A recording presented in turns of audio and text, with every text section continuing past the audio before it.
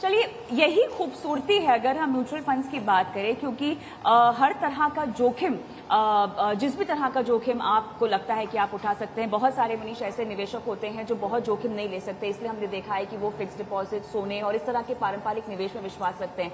लेकिन अगर हम म्यूचुअल फंड्स को देखें ना, तो हर तरह के निवेशक के लिए निवेश का विकल्प है। आप अपनी रणनीति भले ही 3 महीने के लिए बनाना चाहें निवेश की, या 3 साल के लिए, या 30 साल के लिए, आपके पास प्रोडक्ट अवेलेबल है। और मेरे ख्याल से यही सबसे खूबसूरत बात है। और इतना ही नहीं, निवेश सरल भी है और सबसे अहम बात जैसा ने कहा भी कि आप हर जरूरत के हिसाब से आप जो है प्लानिंग कर सकते हैं। बच्चे की शादी करनी हो, बच्चे की पढ़ाई करानी हो, आपको विदेश घूमने जाना हो, रिटायरमेंट के बाद आपको अच्छी जिंदगी जीनी हो, सबके लिए जो है आपके पास एक विकल्प है। लेकिन यहाँ पर एक सवाल मुझे फिरोज से पूछना होगा, क्योंकि बीच में हमने देखा कि जो डेट म्यूचुअल फंड का जो डेट पार्ट है, जो डेट म्यूचुअल फंड है, उनके टैक्सेशन में बदलाव हो गया।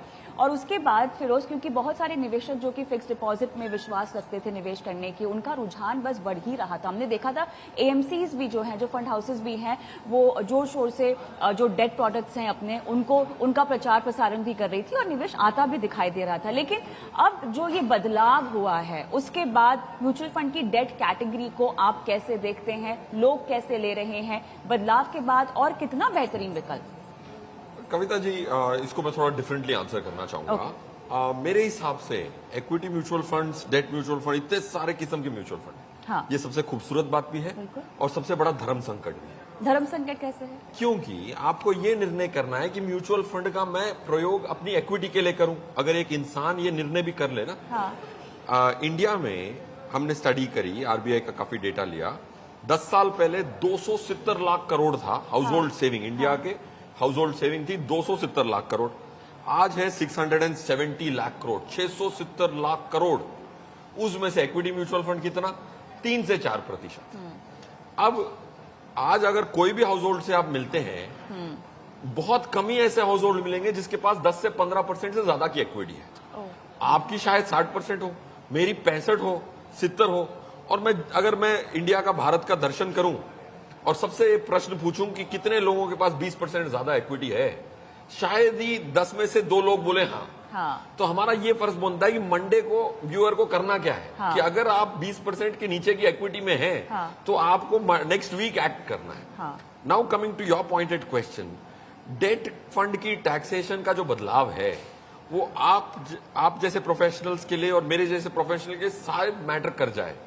आज की जो टैक्स रिजीम है, जो सेकंड टैक्स रिजीम मिनिस्टर साहिबा ने दी है 2-3 साल पहले, उसमें अगर किसी की कमाई 1.5 लाख 15 लाख भी हो तो 10% 12% से टैक्स से छूट जाता है। और परिवार में 4 लोग होते हैं, 15 लाख की कमाई करने के लिए डेट फंड से 2 करोड़ का निवेश चाहिए होता है। तो इसीलिए आज 60 लाख निवेशक ही हैं अप्रोक्सीमेटली डेट में। तो वो सबकी प्रॉब्लम नहीं है। मेट्रो सिटी में कोई 15-20 लाख 25 लाख की पगार रखता है, उसके लिए जरूर धर्म, मतलब द प्रॉब्लम इज देयर। अगर हम भारत की बात करें तो वो प्रॉब्लम किसके लिए है? 4 लोग हैं परिवार में, 60 लाख तक की इनकम परिवार में, कैपिटल गेन पे आप 10% टैक्स में, 12% टैक्स में छूट रहे हैं। और 60 लाख अगर इन्वेस्टमेंट से कमाने हैं तो आपको अगर 10% की रिटर्न माने तो 6 करोड़ का पोर्टफोलियो चाहिए। इंडिया में सिर्फ 8 लाख एचएनआई है। 8 लाख हम सिर्फ एचएनआई के बिजनेस में हैं। तो मैं कह रहा हूं सिर्फ 8 लाख एचएनआई है, बाकी तो 140 करोड़ परिवार हैं, वो नहीं है। तो उनकी प्रॉब्लम डेट में टैक्सेशन की नहीं है। तो उस पर हम अगर चर्चा भी करें तो it's more from a metro stand point.